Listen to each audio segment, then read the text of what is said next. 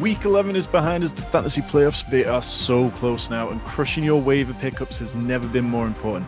I'm Tom Strachan. You know my work from fantasypros.com. Here are the waivers I want to get into today. We've got 2 quarterbacks, 4 running backs, 2 wide receivers, and 3 tight ends, as well as some guys you can be dropping and some guys that you should definitely be stashing regardless of how rostered they are. We're going to start with the man, the myth, the legend, Taysom Hill.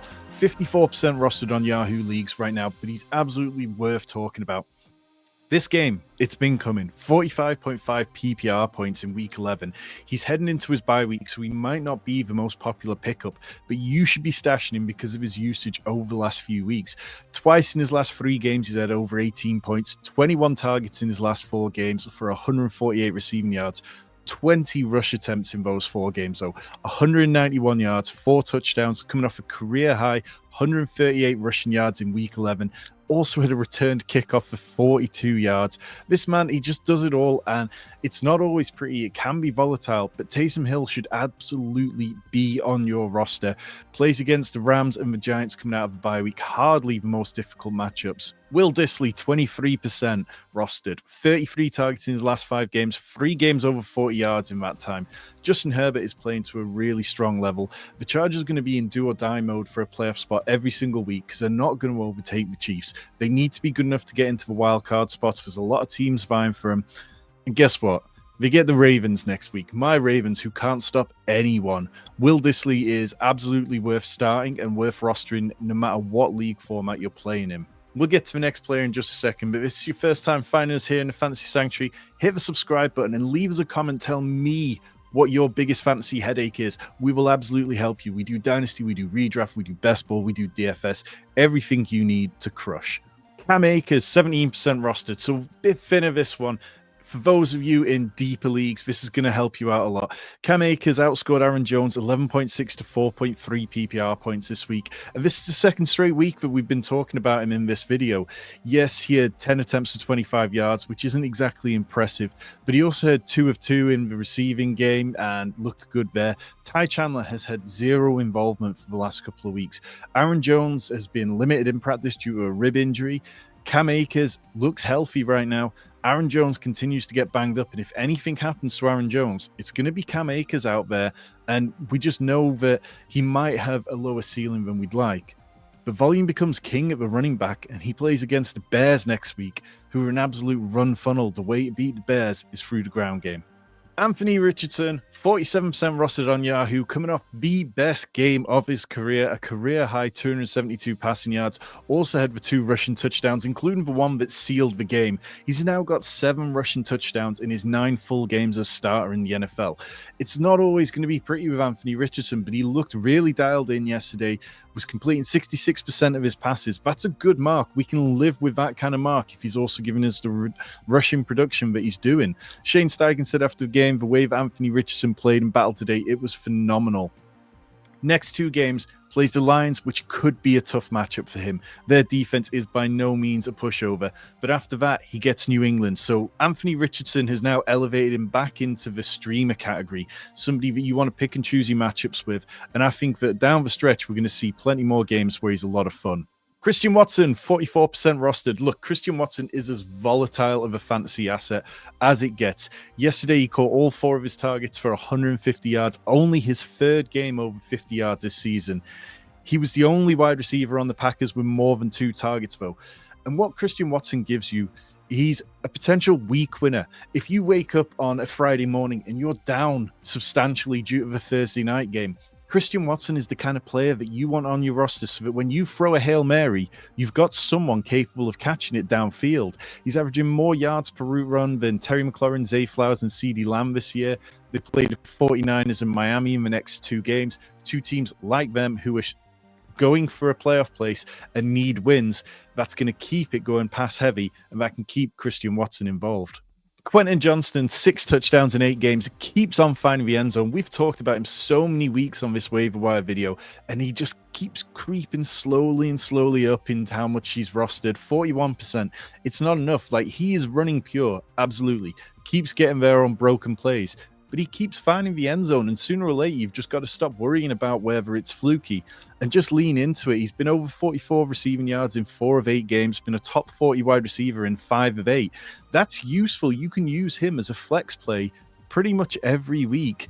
And look, again, plays the Ravens next week. They looked better against Pittsburgh yesterday on defense, but they have given up so much passing volume this year that I would be happy rostering Quentin Johnston and starting him next week. Bo Nix, who is making a push for Offensive Rookie of the Year behind Jaden Daniels, 38-6 win over Atlanta. He is now the first rookie ever to complete 80% of passes whilst throwing for 4 touchdowns and 300 yards, leads the league in 20-plus passing yard attempts, has the 5th most rushing yards among quarterbacks, 2nd in rushing touchdowns among quarterbacks behind only Jalen Hurts. He's thrown for 2,275 passing yards, 66 completion rate, and 18 touchdowns this year. He's only thrown 4 interceptions.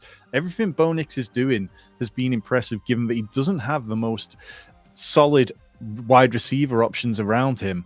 And the fact that he gives you what he does on the ground, I really like Bo Nix. And with Las Vegas and Cleveland coming up over the next 2 games, he's somebody that you can plug in straight away, and let's just lean into it. Roschon Johnson, 7% rostered. So some of you who are in the deeper leagues and really need to find these guys who aren't rostered much, let's go down to him. Near even split, with DeAndre Swift having 16 touches to Johnson's 11 this week. Matt Eberflus said after the game, I think the distribution in the run game was good, with runs 14-10 for Swift to Johnson. He likes that, so he's going to keep going into it. Johnson has 5 touchdowns in his last 7 games, and overall, the running backs should benefit from the offense being more efficient. We saw how good Caleb Williams looked this week with the new offensive coordinator calling plays, and that's going to help the team, and it's going to take some of the pressure away from the defensive line just piling down to try and stop the run, because they're not going to need to lean on the running quite the way that they were. Over the next few games, definitely some tough ones coming. Played the Vikings, the Lions, and the Niners. That could lead in more into the passing game. It could lean into games where the Bears really have to put their foot on the pedal, and that can be good news for fantasy football. We've got a few more players coming in. We've got those drops and we've got those deep stashes, but first, hit that subscribe button if you made it this far into it. I know you're enjoying the video. We've got loads of great content here on the channel, and tomorrow we'll be dropping our playoff prep video, which is going to get you set up in so many good ways for those playoffs. Jonnu Smith, 54% rostered. He tied with Tyreek Hill for 8 targets in this week. He has more games of 95-plus receiving yards this year than Tyreek, 2 of those to Tyreek's 1. 26 targets in the last 4 games. Jalen Waddle only has 15 in that time. Plays New England and Green Bay in the next 2. And the Dolphins, they still feel like they have a chance at getting to the playoffs. They're still going to keep passing. And they feel like they've come across something with Jonnu Smith that works within their scheme. Tua's dinking and dunking so much more this year than ever before. And that plays into where Jonnu Smith's going to be closer to the line of scrimmage than Jalen Waddle. Jerome Ford outscored Nick Chubb 7.9 PPR points to 5.0 this week. Chubb has 0 pass game involvement, whereas Jerome Ford had 4 targets, 4 receptions this week. He's not the most dynamic player in the receiving game, but he does enough to get you those PPR points, even if it is a bit of a PPR scam. In half PPR, I'm not sure that it's got quite as much appeal. But the Browns, they've got some tough games coming up, which could put more emphasis on the passing game. They play the Steelers twice in the next 3 games, as well as Denver. And look, Nick Chubb, he looks okay. He's not doing a bad job when he's out there, but he clearly doesn't look ready to handle a massive workload. And the Browns, for what it's worth, they seem quite happy to put Jerome Ford out there situationally, and I think we're going to see plenty of this down the way. And if you're a team that's going to have loads of bye weeks in week 14, when there is a lot of teams on byes, Jerome Ford could be somebody worth picking up. Zamir White, this one's ugly, and I don't like it, but man, Alexander Mattison left the game with injury yesterday and was ruled out quite early on, so it might not be something overly serious, or we probably have heard by now. But if he's going to miss any time, then Zamir White is going to be back out there. Yesterday, he played more on early downs than he did in recent weeks. He played 21 of 29 first and second downs, according to PFF. He had 5 carries for 9 yards. That's not helping anyone. He's only hit 3 yards per carry or higher in 3 games this year. If Mattison's out, volume is king. They play the Chiefs and the Broncos in the next 2 games. Let's talk drops. Jalen Polk, if for any reason you were still holding out hope, it's just not going to happen for him. Kayshon Boutte, Kendrick Bourne, DeMario, that's where the passing game is going for the Patriots as well as the tight ends. Tyler Conklin, the pass game has condensed so much to Devontae Adams and Garrett Wilson. There's just nothing left over, and you're praying for a touchdown. Jalen Naylor, people thought that he might eat into Jordan Addison's role a little bit, but right now it just looks like there's not even going to be enough passing game involvement for anyone outside of Justin Jefferson and TJ Hawkinson most weeks. Tim Patrick, the Lions, they're so multiple and they've got so many good players, and now you've got Dan Campbell talking up Allen Robinson as somebody he'd like to get involved more. It was fun whilst it lasted. Great to see Tim Patrick healthy, but it's time to drop him. Antonio Gibson, Ramondre is just getting all the work. Maybe you could stash him if you can afford the bench spot, but I don't think Antonio Gibson's upside is that desirable. I think I'd rather take a shot on some of the rookies who we'll get to in a minute. And then Raheem Mostert. It has gone bad for Raheem Mostert this year after so many touchdowns last year. Regression was always coming, but after fumbling the ball a couple of weeks ago, he's barely touching it, barely involved at all. Jalen Wright is absolutely the player there that they seem to want to bring along more. And let's talk about Jalen Wright because he is part of the running back stashes. We want to talk about rookies. Rookies always come on and get bigger roles down the stretch. Jalen Wright, definitely somebody I'd be grabbing. Trey Benson would be my top priority, though. The Cardinals, they've been on a bye week this week, so it might be that you can sneak him through and nobody's really thought about him. Ray Davis, look, James Cook is getting a huge amount of work, but if anything happened to him, Ray Davis would see a large amount of work, and they're using the running backs more around the goal line than they did last year when Josh Allen was running it all the time. So Ray Davis, worth a stash. And then Braylon Allen, complete zero involvement lately, really.